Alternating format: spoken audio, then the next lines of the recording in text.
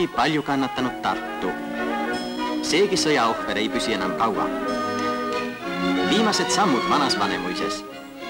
400 laengut aitavad teha lõputöö Vanemuise varemete tasandamisel.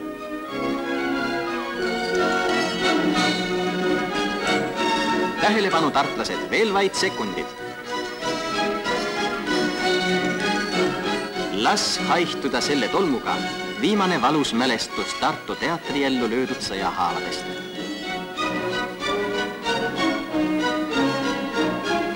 Vaatkem vastu 7 ehitusaastale, millega tõuseb uus Vanemuine.